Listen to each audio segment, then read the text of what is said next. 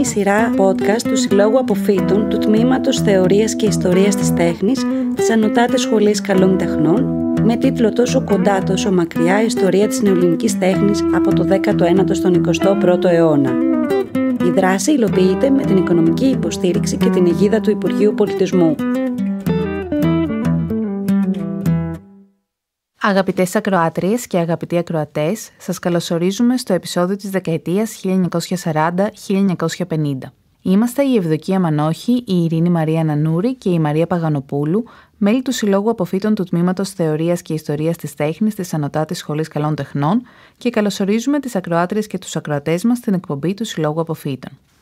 Είμαστε εδώ σήμερα με την Εύα Μελά, ζωγράφο, χαράκτρια, πρώην πρόεδρο του Επιμελητηρίου Εικαστικών Τεχνών Ελλάδος, μια πορεία που διήρκησε σχεδόν 20 χρόνια, ως τον Ιούλιο του 2022, πρώην βουλευτή του Κομμουνιστικού Κόμματος Ελλάδος την περίοδο 2007-2009 και σήμερα υπεύθυνη του χώρου πολιτισμού του ΚΚΕ, εργαστήρι Γιώργη Βαρλάμου, που λειτουργεί ως εργαστήρι χαρακτικής και ως εκθεσιακός χώρος. Η Εύα Μελά έχει παρουσιάσει 29 ατομικές εκθέσεις στην Ελλάδα και το εξωτερικό και έχει συμμετάσχει σε πολλές ομαδικές. Έχει επίσης εικονογραφήσει βιβλία για παιδιά.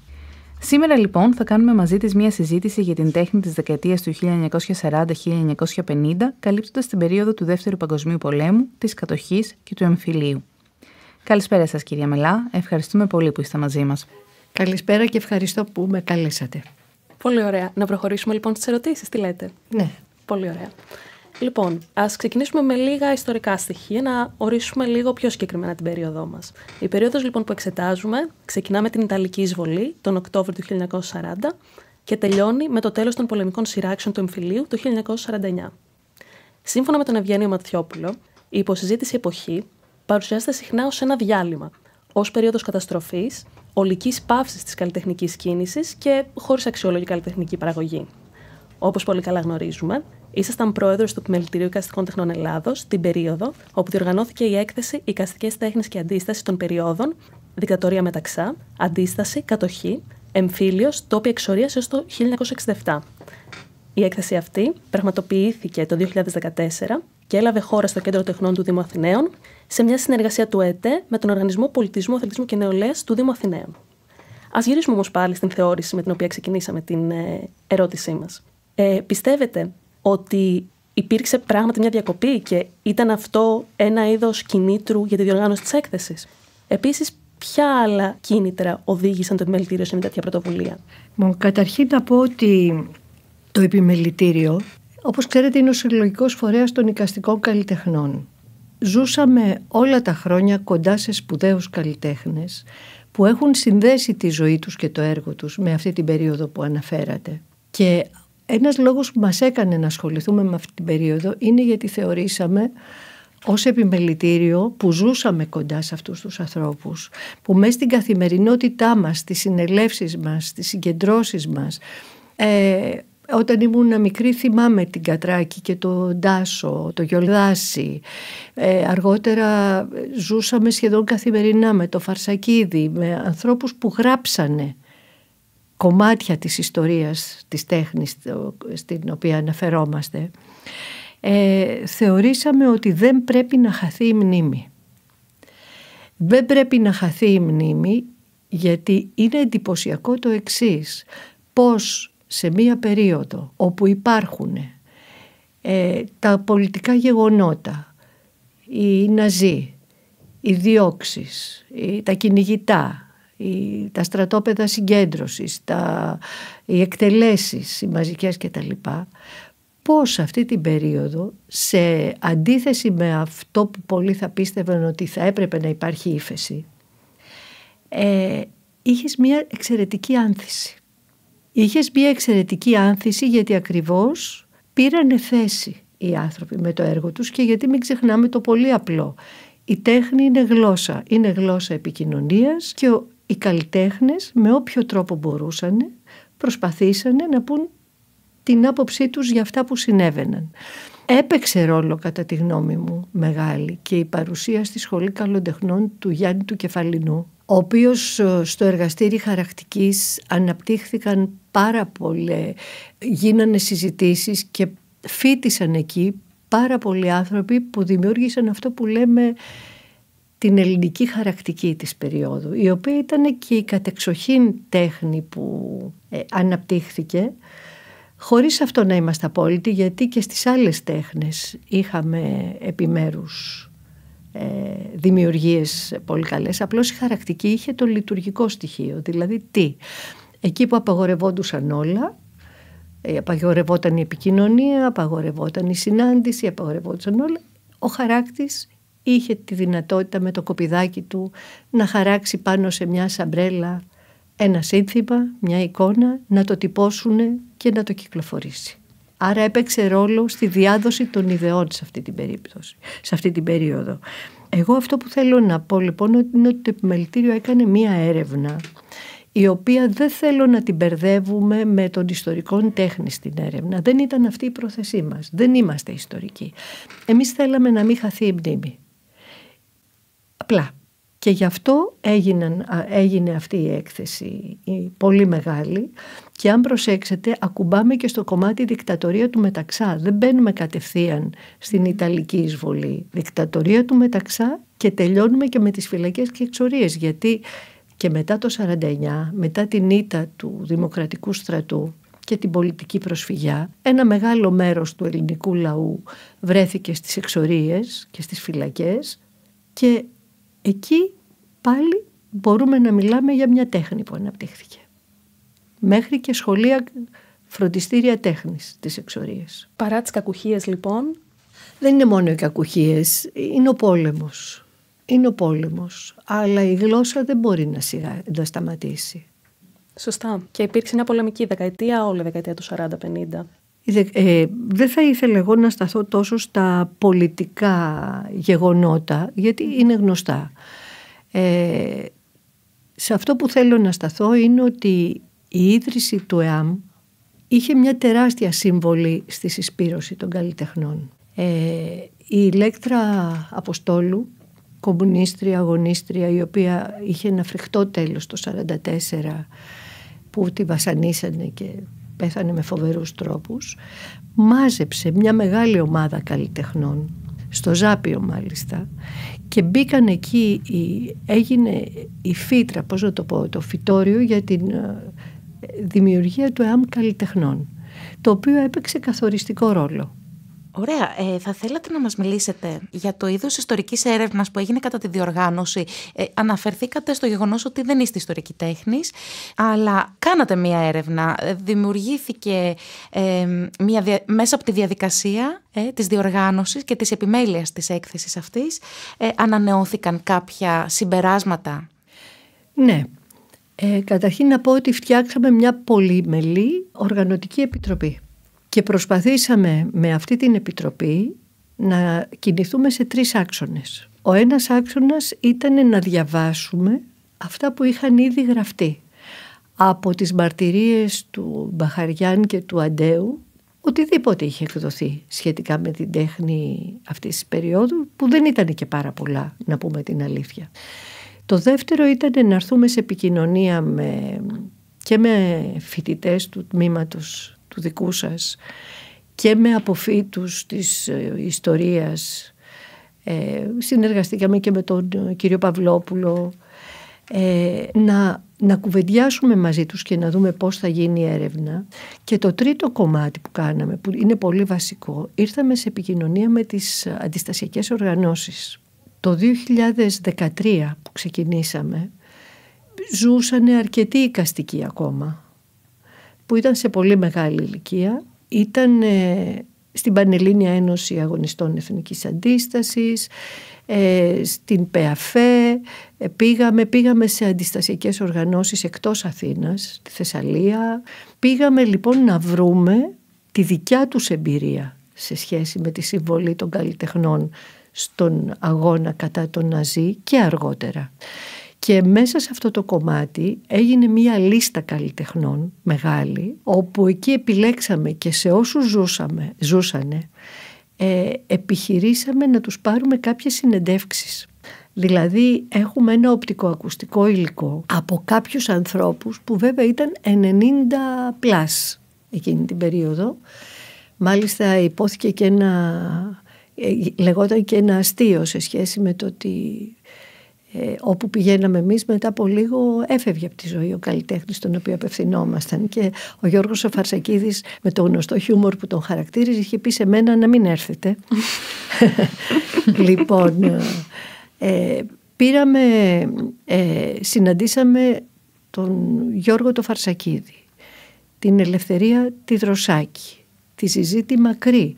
Η Ελευθερία Δροσάκη, δεν ξέρω αν το ξέρετε, στα 13 της χρόνια είχε συμβάλει στην ανατείναξη ενός τρένου στη Θεσσαλονίκη που μετέφερε στρατιώτες Ναζί. Η Ζιζή Μακρύ είχε έρθει στην Ελλάδα όταν ήταν παντρεμένη με το Μέμο το Μακρύ, παράνομα, γιατί ο Μέμος απαγορευόταν να έρθει στην Ελλάδα για την κομμουνιστική του δράση στο εξωτερικό, παρακαλώ, και τη συλλάβανε και κλείστηκε στις φυλακές Αβέροφ.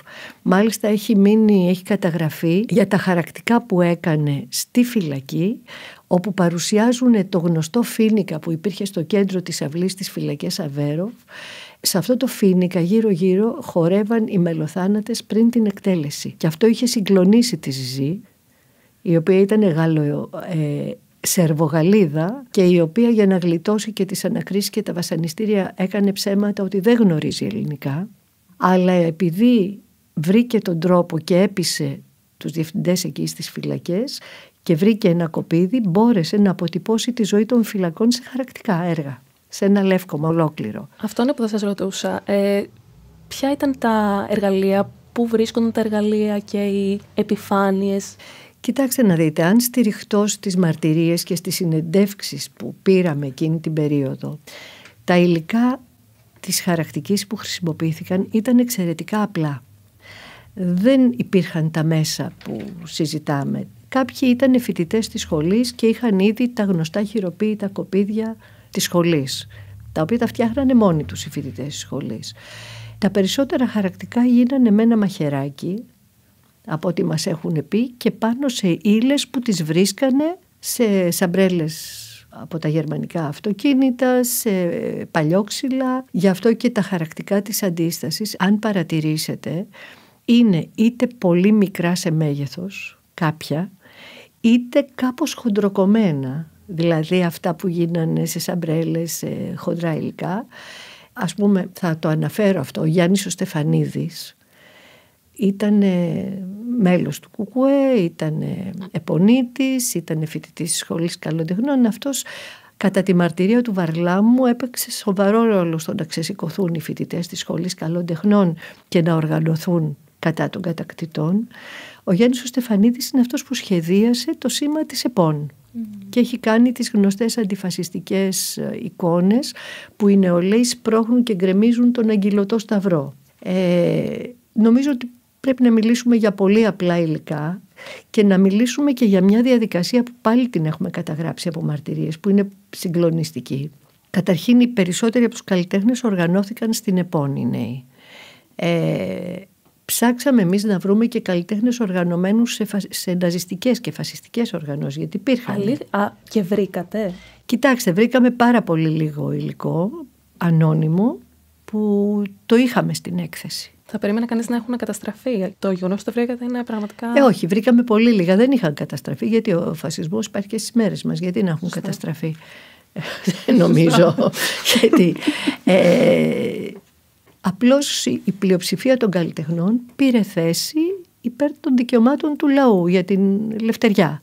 Έλεγα λοιπόν ότι ο Στεφανίδης, που κατά το Βαρλάμο ήταν από τους προτεργάτες και ξεσήκωνε εκεί τον κόσμο και τον οργάνωνε στην ΕΠΟΝ και τα λοιπά, μας έχει διηγηθεί ότι δουλεύανε κάτω από το πάτωμα, είχαν χώρους, τα πατώματα ξύλινα ως επιτοπλίστων εκείνο τον καιρό, ή χωμάτινα που τα σκεπάζανε με ξύλα, δουλεύανε ώστε να μην μπορούν να τους βρούνε, και ερχόταν η καθοδήγηση η οργανωτική, δηλαδή από το ΕΑΜ, τους έλεγε τα γεγονότα που έπρεπε να ρίξουν βάρος εκείνη την ημέρα. Αυτοί καθόντουσαν και χαράζανε, τυπώνανε όλη μέρα, και τη νύχτα έβγαιναν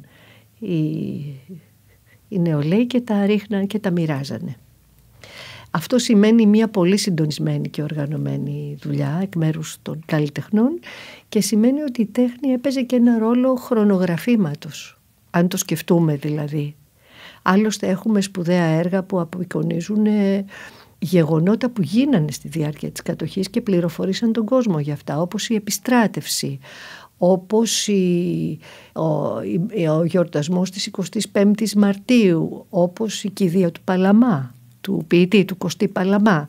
Γίνανε έργα με αφορμή αυτά και γίνανε και έργα πολλά αργότερα. Έχουμε μαρτυρίες, ας πούμε ο Τάκης ο Μάρθας, τώρα λέω ονόματα που μου έρχονται στο μυαλό. Τον ξέραμε όλοι σαν ένα καλλιτέχνη μοντέρνο, με αμπστρέ έργα κτλ. Τα έργα που έχει κάνει στην κατοχή είναι συνταρακτικά. Αυτά τώρα να με ρωτήσετε εσείς, γιατί το πήρα μονότερμα. Ας ζωντανέψουμε περισσότερες εικόνες, δεν θα σας σταματήσουμε, θα σας ενθαρρύνουμε να συνεχίσετε. Θα θέλαμε περισσότερες εικόνες της εποχής, πέρα από τις αναπαραστάσεις αυτές. Υπήρξαν και αναπαραστάσεις από το ίδιο το βίωμα των καλλιτεχνών που πήγαν στο μέτωπο. Και υπήρξαν καλλιτέχνες που βίωσαν την αντίσταση και με αυτόν τον τρόπο. Πώς αποτυπώνεται εικαστικά η συμμετοχή στο μέτωπο?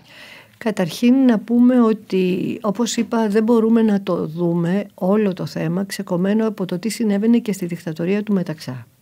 Και πριν τη δικτατορία του Μεταξά, δηλαδή ήδη είχε αρχίσει μια πολιτική συσπήρωση των καλλιτεχνών γύρω από το περιοδικό τους Νέους Πρωτοπόρους, που το ξέρετε. Στην Ιταλική εισβολή, ας πούμε, είχαμε τον Αλεξανδράκη, τον ζωγράφο, ο οποίος ασχολήθηκε με το μέτωπο, ζωγράφισε δηλαδή σκηνές. Οι καλλιτέχνες που στρατεύτηκαν, είχαμε καλλιτέχνες που ανέβηκαν στο βουνό, που γίνανε αντάρτες.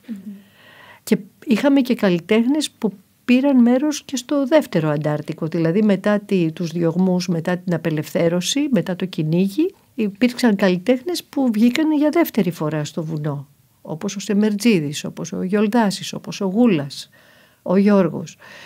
Βέβαια υπάρχει εδώ και μία αντίφαση. Μας έλεγε, πάλι θα αναφερθώ στο Βαρλάμο, μας έλεγε, το ρωτήσαμε τι ζωγράφιζε στην κατοχή και είπε, εγώ ήμουν από αυτούς που δεν μπορούσα να ζωγραφίζω πτώματα. Εγώ προτιμούσα να βγαίνω τις νύχτες και να γράφω συνθήματα στους τοίχους.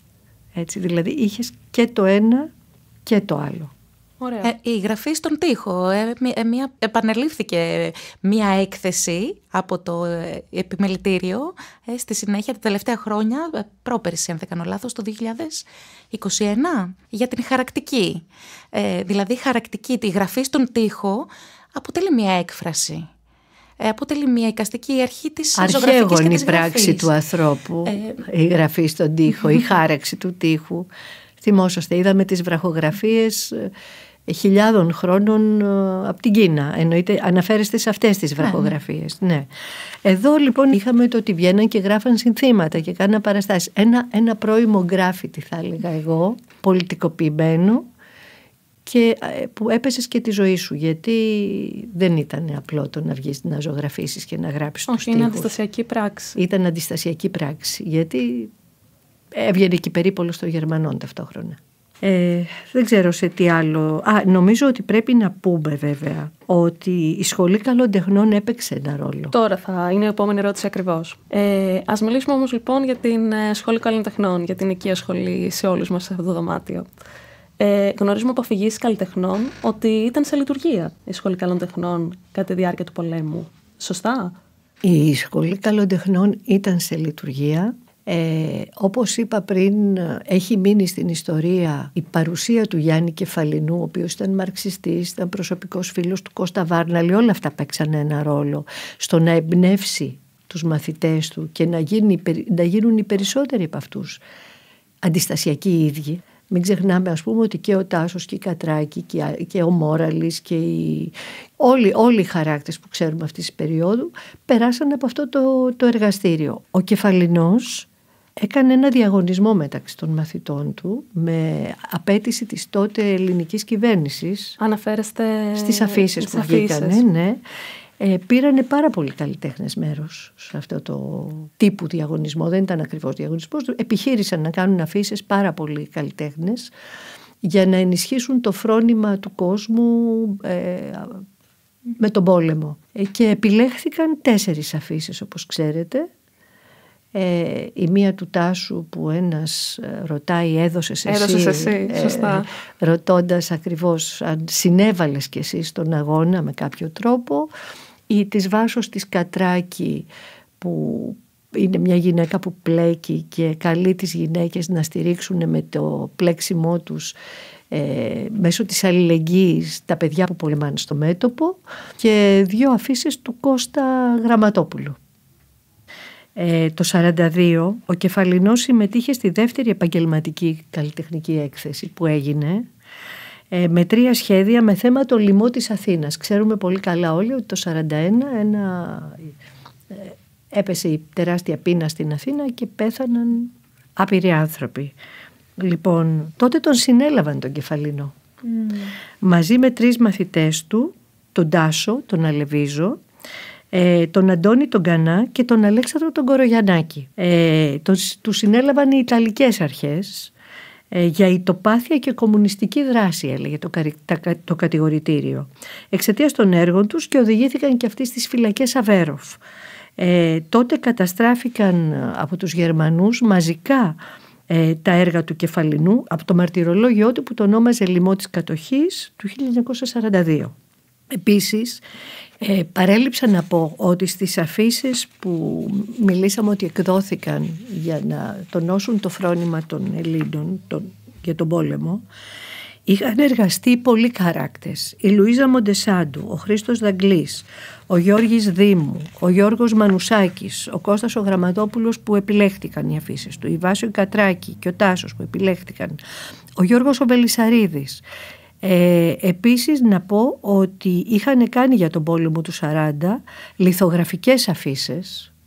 Επίσης ο Γιώργος ο Γουναρόπουλος, ο Αγίνορο Αστεριάδης, ο Νίκος ο Καστανάκης, ο Νίκος Νήρος, ο Νικόλαος Πασχαλίδης, ο Έκτορας Δούκας, ο Φρίξος Αριστεύς, ο Σβόλος και ο Ευθύμης Παπαδημητρίου. Θα ήταν παράληψη να μην τους αναφέρουμε.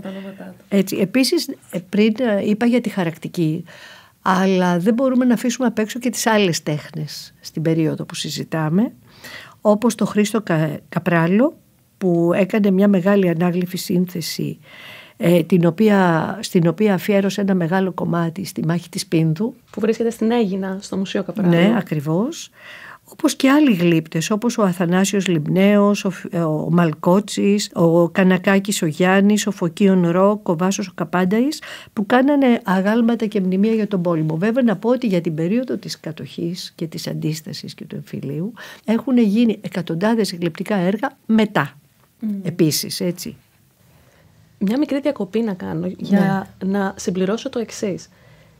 Ρωτώντας σας για τη Σχολή Καλών Τεχνών, είχα στο νου μου αφηγήσεις καλλιτεχνών, όπως παραδείγματος χάρη του Παναγιώτη Τέτση, οι οποίοι περιγράφουν πραγματικά μια συνέχεια, μια κανονικότητα, με μαθήματα, με εξορμήσεις για ζωγραφική. Είναι κάτι το οποίο έχει αποτυπωθεί στην ιστορική έρευνα για την περίοδο. Φαίνεται ότι υπήρχαν κάποιοι καλλιτέχνες που κάπως απήχαν. Κοιτάξτε να δείτε, η σχολή λειτουργούσε, από όσο ξέρουμε, όσο μπορεί να λειτουργεί σε αυτές τις συνθήκες. Εμείς κάναμε μια επικοινωνία με τον τότε γραμματέα της ΕΠΟΝ Πολυτεχνείου, το Φίβο τον Τζέκερη, ο οποίος γνώριζε πολύ καλά τι συνέβαινε στο χώρο του Πολυτεχνείου, δεδομένου ότι η σχολή ήταν πατησίων 42. Έτσι. Είναι σημαντικό να το πούμε και αυτό για τους ακροατές μας. Ναι. Λοιπόν, εκεί μας ανέφερε ότι ναι μεν τα μαθήματα συνεχιζόντουσαν, αλλά παράλληλα υπήρχε και η παράνομη δραστηριότητα των φοιτητών μέσα στη σχολή. Επίσης έγινε μια έφοδος στη λέσχη τη φοιτητική και συνελήφθηκαν πολλοί σπουδαστές τότε, και κάποιοι, μεταξύ τους και η Λόλα Βερβέρη, κατέληξαν στα κρεμαντόρια του Νταχάου. Έτσι, δεν ήταν τόσο ήρεμα όσο θα μπορούσε κανείς να παρεξηγήσει την τοποθέτηση του Τέτση. Γι' αυτό σας ρωτώ ακριβώς. Και όπως σας είπα, το 1941 που ιδρύθηκε το ΕΑΜ, έδωσε την έμπνευση, την ελπίδα, την επιθυμία να αγωνιστούν οι καλλιτέχνες, και έτσι το 1942 η Ηλέκτρα Αποστόλου συσπήρωσε, και μάλιστα αυτό έγινε στο ξύλινο καφενείο του Ζαπίου, μια ομάδα καλλιτεχνών ως καλλιτεχνικό συνεργείο πια, το οποίο θα έπαιρνε ενεργά μέρος στον αγώνα. Έτσι. Προκηρύξεις, αφήσεις συνθήματα και χαρακτικά σε ξύλο, σε λινέλαιο, σε λινόλεο που λέμε εμείς σήμερα, ή και σε άλλα υλικά προσφερόμενα, όπως είπα. Γνωρίζουμε επίσης ότι πρόδρομος του ΕΕΤΕ ήταν η ΕΣΕΤ, η Ένωση Σωματείων Εικαστικών Τεχνών, που συγκέντρωνε στους κόλπους της εικαστικούς από όλη την Ελλάδα την περίοδο της κατοχής. Πολλοί από τους καλλιτέχνες της περίοδου δεν έμειναν στην ιστορία της τέχνης μόνο για το έργο που παρήγαγαν, αλλά όπως μας αναφέρεται ακριβώς και για την αντιστασιακή τους δράση. Συνεπώς, θέλετε να μας μιλήσετε για τη συμμετοχή των καλλιτεχνών στις αντιστασιακές οργανώσεις γενικά, στο κλίμα που επικρατούσε μέσα στις οργανώσεις αυτές και στο πώς αποτυπώνεται και η αντιστασιακή διάθεση σήμερα, που δεν μπορούμε να την ορίσουμε με όρους αντίστασης φυσικά, αλλά τουλάχιστον να την ορίσουμε με όρους αντίδρασης, ας πούμε. Όπως προανέφερα, δημιουργήθηκε το Καλλιτεχνικό Συνεργείο της ΕΠΟΝ ως ένας πυρήνας. Όμως θα πρέπει να πούμε ότι γύρω από την αντιστασιακή χαρακτική, εκείνη την περίοδο της κατοχής μιλάμε τώρα, συγκεντρώθηκε ένα μεγάλο μέρος εικαστικών καλλιτεχνών που εμπνεύστηκε και αποτύπωσε την πάλη και τις θυσίες του λαού. Μην ξεχνάμε ότι η ελληνική κυβέρνηση την είχε κοπανίσει. Έτσι, μην τα ξεχνάμε αυτά, ότι ο λαός είχε αφαιθεί στη μοίρα του, ότι είχαν παραδώσει τον ελληνικό στρατό στους κατακτητές. Οι κατακτητές οργάνωναν τους δρόμους και δημιουργούσαν μπλόκα. Δηλαδή μην ξεχνάμε το πώς ήταν η κατάσταση.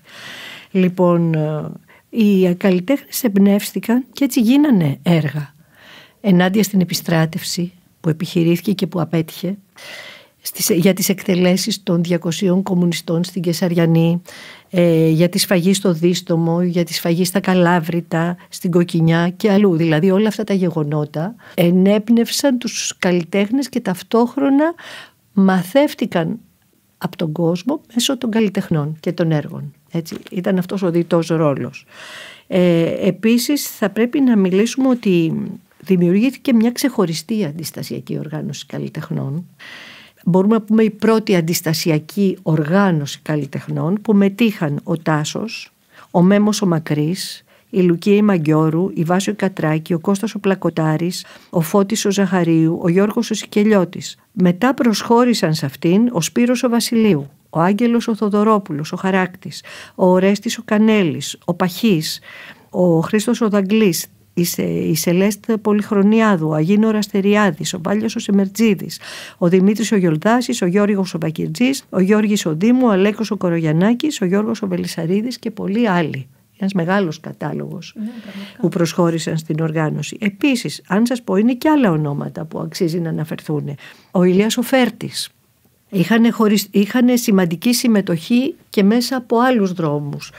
Ο Γιάννης ο Στεφανίδης, όπως είπα, ο Βασίλης ο Αρμάος, ο οποίος μετά την κατοχή βρέθηκε στις εξορίες, όπως και ο Στεφανίδης, όπως και ο Φρασακίδης, ο Ιάσον ο Μολφέσης, ο Αντώνης ο Δάλκος, ο Θόδωρος Δρόσος, ο Απόστολος ο Μπάρμπογλου, ο Μήνος ο Αργυράκης, ο Ευθυμιάδης, ο Καστανάκης, ο Μαρουδής, ο Καλμούχος, ο Σακελαρίδης, η Άννα η Κινδύνη που έφυγε με το Ματαρόα για τη Γαλλία το 1945, ο Δημήτρης ο Δάβης, ο Γιάννης ο Τσαρούχης έχει κάνει έργα αντιστασιακά που δεν είναι γνωστά.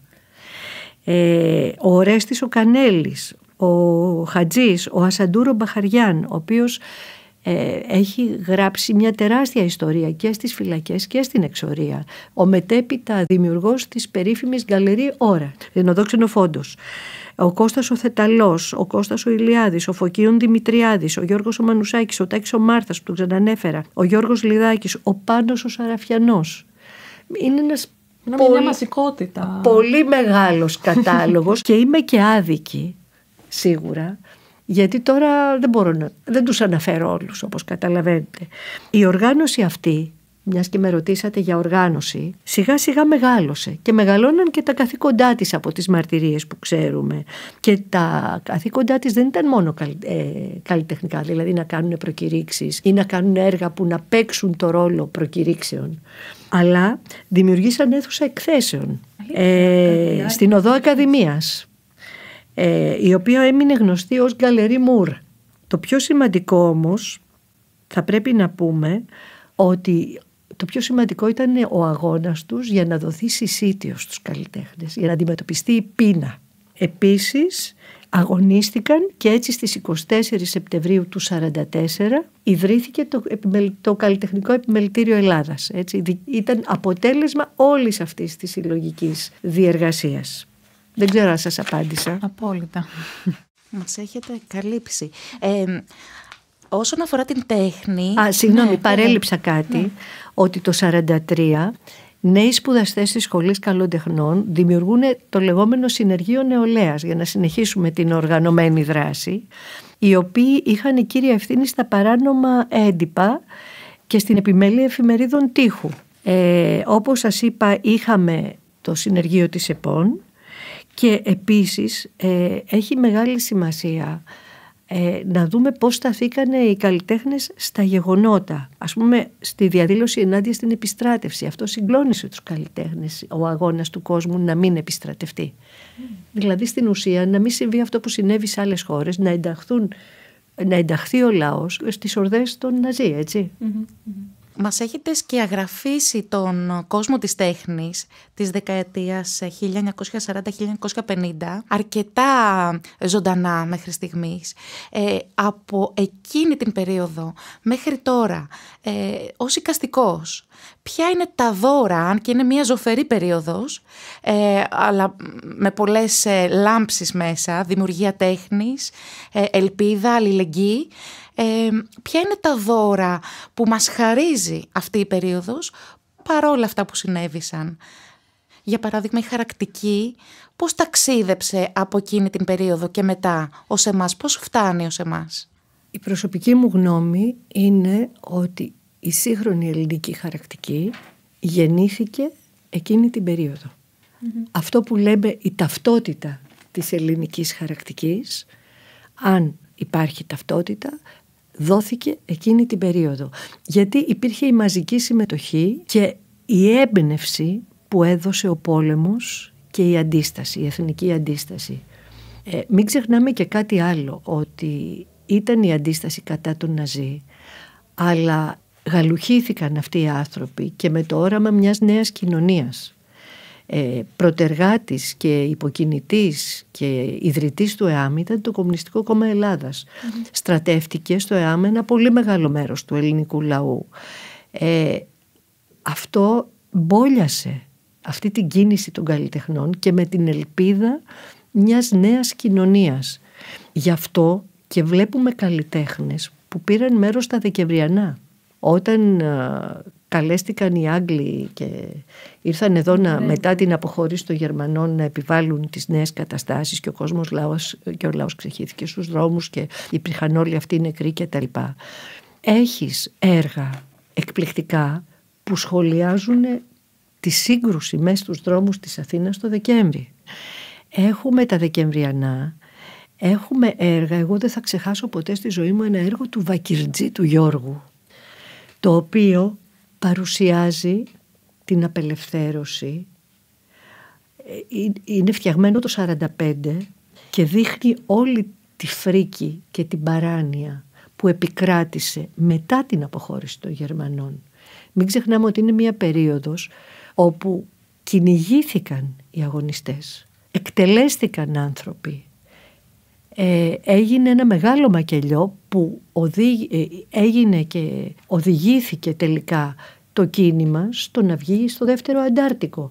Δηλαδή ήταν μια μετεξέλιξη αναγκαστική, όπου εκεί συμμετείχαν οι καλλιτέχνες, λιγότεροι όπως από ό,τι την πρώτη φορά σίγουρα, γιατί ήταν τεράστιες και οι διώξεις. Αυτό να μην το ξεχνάμε. Και επίσης έχουμε ένα κομμάτι που έχει πάρα πολύ ενδιαφέρον στην εξορία. Στην εξορία δεν ήταν μια περίοδος που να φανταζόμαστε εμείς ότι τους πήγαν στα ξερονήσια και τους βασανίζαν και τους βάζαν στο τσουβάλι με τις γάτες μόνο, ή τους κάνανε φάλαγγα ή τους εκτελούσανε κιόλας, γιατί όλα αυτά συνέβαιναν. Το θέμα είναι τι συνέβαινε παράλληλα, που για μένα αυτό είναι η παρακαταθήκη που ρωτήσατε. Συνέβαινε παράλληλα ότι ο Χρήστος ο Δαγκλής δίδασκε χαρακτική στην εξορία. Ο Γιάννης ο Ρίτσος, ο ποιητής, δίδασκε ακουαρέλα, γιατί ζωγράφιζε ο Ρίτσος. Ζωγράφιζε τα βότσαλα, ζωγράφιζε ακουαρέλες. Φτιάχτηκε στην εξορία ένα σχολείο τέχνης, όπου άνθρωποι όπως ο Βασίλης ο Βλασίδης, όπως ο Γιώργος ο Φαρσακίδης, όπως ο Γιάννης ο Στεφανίδης διδάχτηκαν και συνέχισαν ένα νέο έπος που κράτησε ως το 67, ως το 74, τι λέω. Δηλαδή τα ξερονήσια που υπήρξαν από την περίοδο, υπήρχαν και από πριν, έτσι, αλλά λέω από την περίοδο της κατοχής και μετά που εξετάζουμε, υπήρχαν φυτόρια τέχνης σε αυτές τις συνθήκες. Έχουμε αρχεία στα χέρια μας με σπουδαία έργα που γίνανε, η Βάσο, η Κατράκη. Σπουδαία έργα που γίνανε στην εξορία πια. Λοιπόν, για μας τους νεότερους και για την Ελλάδα νομίζω, αυτό που της έδωσε ταυτότητα της ελληνικής χαρακτικής ήταν η σπουδαία παιδεία που είχε πάρει από τον Κεφαλινό, που έπαιξε ρόλο σε αυτή τη γενιά τεράστια. Ξέρανε τη δουλειά πολύ καλά. Και το δεύτερο ήταν ο πόλεμος και η αντίσταση που έγραψε στην ψυχή τους και τους ενέταξε στη δράση. Και γι' αυτό, αν προσέξετε, αυτό το κομμάτι έχει μια δυναμική στην Ελλάδα, στην ελληνική τέχνη. Έχει μια οντότητα και έβαλε και τη βάση ώστε σήμερα η χαρακτική να έχει να πατήσει σε ένα, σε ένα πολύ πλούσιο παρελθόν που έχει και ενότητα και ιδιαιτερότητες. Δηλαδή νομίζω πως στην Ελλάδα η χαρακτική είχε μια ιδιαιτερότητα, ειδικά η χαρακτική, λόγω του ρόλου τους, και αφήνει σε μας αυτή την παρακαταθήκη. Αλλά και η ζωγραφική. Μπορώ να ξεχάσω τα έργα του Κώστα του Μαλάμου που γίνανε το 46 και το 47 και απεικονίζουν στην Ήπειρο το πώς οι ταγματασφαλίτες καταστρέφαν τα χωριά και κυνηγάγαν τους αγωνιστές και έφευγε ο κόσμος. Δεν ξέρω αν έχετε πάει ποτέ στο Γράμμο, στο Βίτσι, εκεί που ήταν τα ανταρτοχώρια. Είναι ρημαγμένα. Έχει εγκαταλείψει ο κόσμος. Δεν εγκατέλειψε γιατί δεν του άρεσε. Εκδιώχθηκε. Και ο Μαλάμος απεικόνισε και πολλοί άλλοι στο έργο τους αυτή την κατάσταση. Δεν ξέρω αν σας κάλυψε. Ναι, ευχαριστώ. Μας έχετε καλύψει απόλυτα. Ας προχωρήσουμε λοιπόν στα χρόνια ακριβώς μετά την κατοχή. Έχουμε ήδη αναφερθεί, έχετε ήδη εσείς αναφερθεί σε αυτά. Ας αγγίξουμε και κάποιες άλλες πτυχές τους. Υπήρξαν κάποιοι καλλιτέχνες οι οποίοι θα σας ρωτούσα ποια ήταν η τύχη τους, αλλά αναφερθήκατε σε αυτό και νομίζω όλοι πια γνωρίζουμε ποια ήταν η τύχη τους. Αλλά ωστόσο, υπήρχαν εκθέσεις. Ας μιλήσουμε λίγο για την εκθεσιακή δραστηριότητα. Αυτά τα έργα στα οποία αναφέρεστε, υπήρχαν στις εκθέσεις, τα έβλεπε ο κόσμος? Κοιτάξτε, δεν έχω τη γνώση να πω αν γίνανε εκθέσεις, εκτός από αυτές που προανέφερα, κατά τη διάρκεια της κατοχής. Κατά τη διάρκεια της κατοχής, αν γίνανε εκθέσεις την περίοδο 46-49.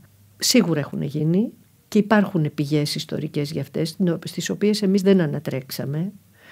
Όμως θα πω και θα αναφέρω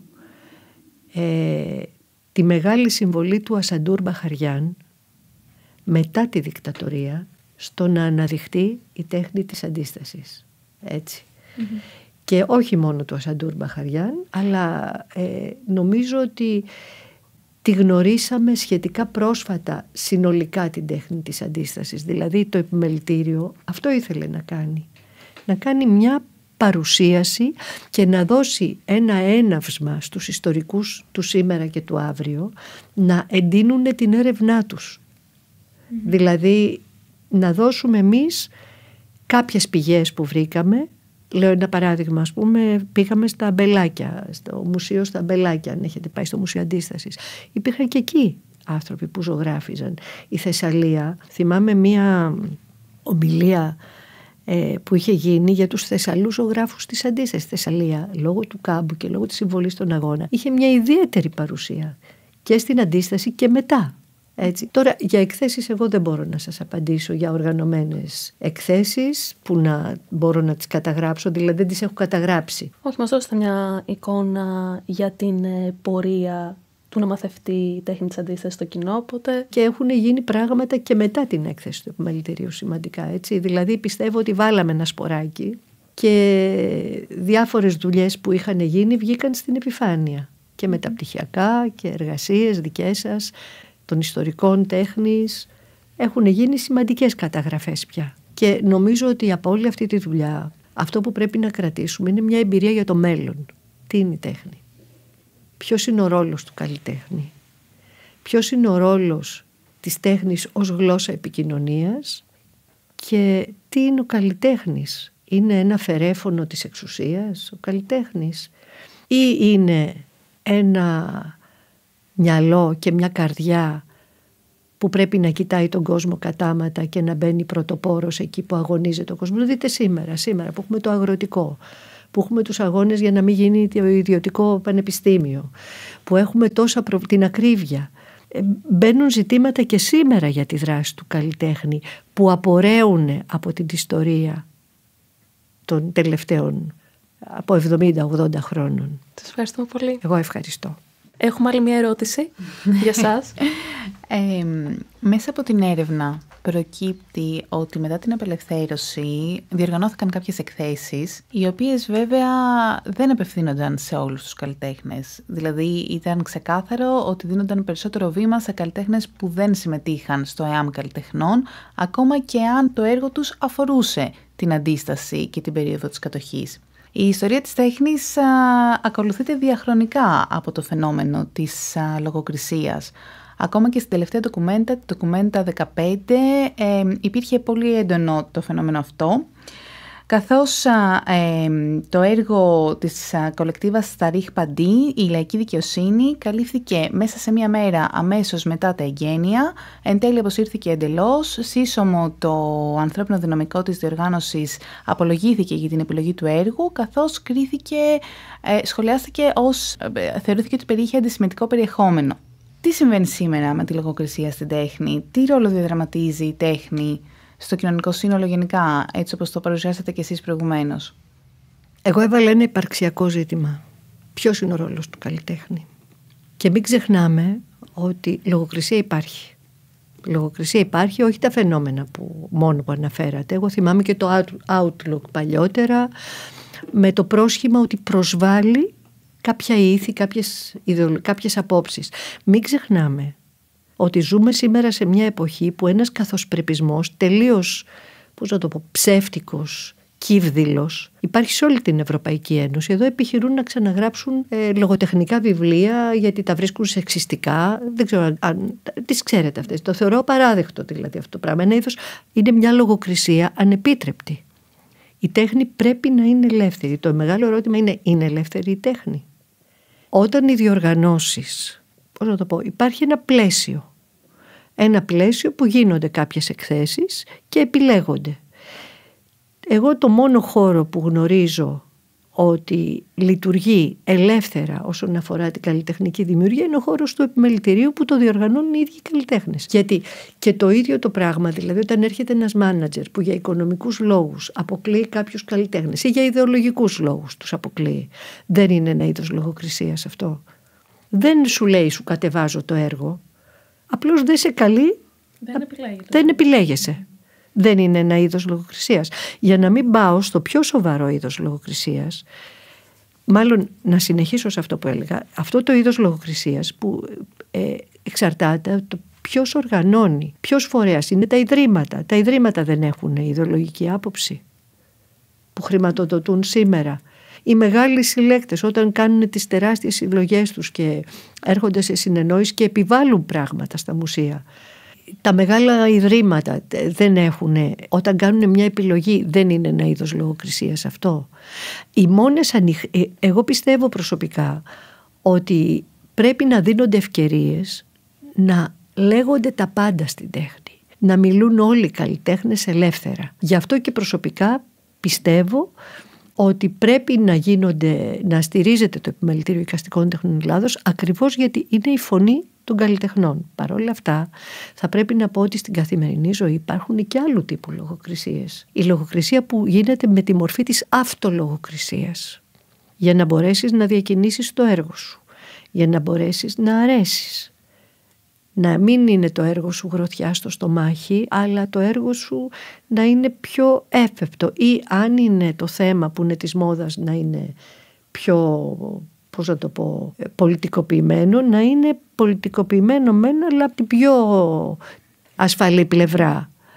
Λοιπόν, υπάρχει αυτό. Υπάρχει πολύ έντονα γύρω μας. Και η αυτολογοκρισία και η λογοκρισία μέσω της προβολής, μέσω του τύπου. μέσω της τηλεόρασης, γιατί έχει ο κάθε καλλιτέχνης πρόσβαση στα μέσα μαζικής ενημέρωσης, έχει ο καλλιτέχνης πρόσβαση ο καθένας στις πολιτιστικές εκπομπές.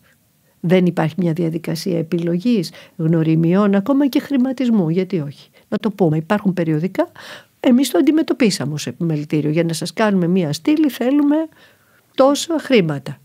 Αυτό δεν είναι μια μορφή? Όλα αυτά.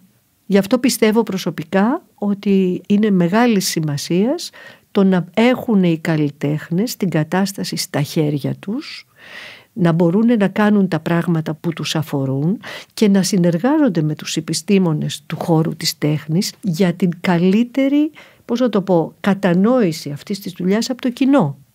Αν το καταλάβατε, μιλάω ότι είμαι κάθετα αντίθετη με το management και φανατικά υπέρ της προσέγγισης από την πλευρά της ιστορίας και της συνεργασίας στο επίπεδο της καταγραφής της ιστορίας. Και της συνεργασίας της τέχνης με τις επιστήμες. Αυτό ακριβώς θα διαχωρίζεται όμως την επιστήμη από την τέχνη. Δηλαδή... Άλλο τέχνη, άλλο επιστήμη. Η τέχνη δεν χρειάζεται, δεν έχει την μελέτη. Δηλαδή μέσα στη συνομιλία μας σήμερα αυτό αποτυπώθηκε. Η έρευνα, δηλαδή η επαφή με την πραγματικότητα, ο καλλιτέχνης που έρχεται σε επαφή με τα ιστορικά τεκτενόμενα είναι ένας ερευνητής. Δηλαδή ας μην είμαστε τόσο στο παλιό δίπολο τέχνη. Δεν μιλάω για δίπολο, μιλάω, η επιστήμη έχει άλλη μέθοδο στο γίγνεσθε, η τέχνη έχει άλλη διαδικασία δημιουργίας. Εκεί το διαχωρίζω. Το ότι όμως ο καλλιτέχνης πρέπει να έχει θεωρητική κατάρτιση, πρέπει να προσεγγίζει επιστημονικά και την κοινωνία και το αντικείμενό του, το θεωρώ αναγκαίο και δεν το διαχωρίζω καθόλου. Ναι, αντιληπτό. Θέλαμε να το εκφράσετε από την δική σας οπτική. Και επίσης πιστεύω και στη συνεργασία των θεωρητικών και των ιστορικών με την τέχνη, με τους καλλιτέχνες, μέσα από την αρμοδιότητα που έχουν. Εγώ με το management διαφωνώ, δηλαδή με την χρησιμοποίηση των ανθρώπων για κερδοσκοπικούς σκοπούς, να το πω ομά, που είναι κάτι άλλο, και την χρησιμοποίηση και του κοινού και των μέσων κτλ. Είναι απαραίτητος ο επιστήμον που κινείται στην έρευνα στον χώρο της τέχνης και είναι άλλου τύπου η επιστημονική έρευνα που κάνει ο καλλιτέχνης, που είναι απαραίτητη, και είναι άλλου τύπου η επιστημονική έρευνα που κάνει ο θεωρητικός και ιστορικός, που και αυτή είναι απαραίτητη. Έτσι να είμαστε καθαροί. Κάθε πεδίο έχει τεράστια σημασία και η συνεργασία αυτών των πεδίων με στόχο την καλύτερη μόρφωση του κόσμου, την ανάδειξη των αξιών και, αν θέλετε, γιατί όχι, στο να χτιστεί καλύτερα ο σύγχρονος άνθρωπος. Για να δώσουμε στους ακροατές μας ένα σύντομο επιλογικό σχόλιο, ποια θα λέγατε ότι είναι τα διδάγματα που αποκομίζει η ιστορία της τέχνης από αυτή την ιστορική δεκαετία? Πρώτα απ' όλα, που αποκομίζει η ιστορία της τέχνης, τώρα δεν ξέρω, εγώ θα πω τι αποκομίζουμε εμείς. Αλλά η τέχνη γενικά. Η τέχνη, ναι. Πρώτα απ' όλα ότι η τέχνη δεν φημώνεται. Σε οποιασδήποτε συνθήκες, σήμερα στην Παλαιστίνη υπάρχουν ζωγράφοι που διώκονται, αλλά υπάρχουν ζωγράφοι. Σήμερα που σφαγιάζεται ο Παλαιστινιακός λαός, υπάρχουν ποιητές, υπάρχουν μουσικοί. Δεν μπορείς να κλείσεις. Η τέχνη είναι σύμφυτη με τον άνθρωπο. Δεν μπορείς να τη φημώσεις. Μπορεί να της κλείσεις την πόρτα σαν εξουσία στις επίσημες διοργανώσεις. Μπορεί να μην πάρει ποτέ τη θέση στο Μουσείο Σύγχρονης Τέχνης ή στην Πινακοθήκη. Μπορεί να μην τη μάθουν μέσω της εκπομπής της τηλεόρασης. Αλλά η τέχνη θα γίνει. Το έργο θα γίνει. Ό,τι και να γίνει, το έργο θα γίνει. Εγώ αυτό το συμπέρασμα έβγαλα κοιτώντας αυτή την δεκαετία. Αυτό έχω καταλάβει στη ζωή μου και αυτό θεωρώ και σημαντικό. Γιατί το έργο θα γίνει. Βέβαια είναι μια μεγάλη ιστορία πώς αυτό το έργο που γίνεται φτάνει στον κόσμο απρόσκοπτα, και εκείνο ο αγώνας για την ανεμπόδιστη λειτουργία της τέχνης που πρέπει να είμαστε όλοι σύμμαχοι.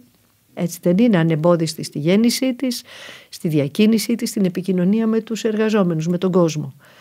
Αλλά η μεγάλη διδασκαλία είναι ότι η τέχνη δεν φημώνεται και θα γίνει η τέχνη και θα παίξει το ρόλο της, αργά ή γρήγορα, ή τον παίζει με έναν τρόπο δικό της.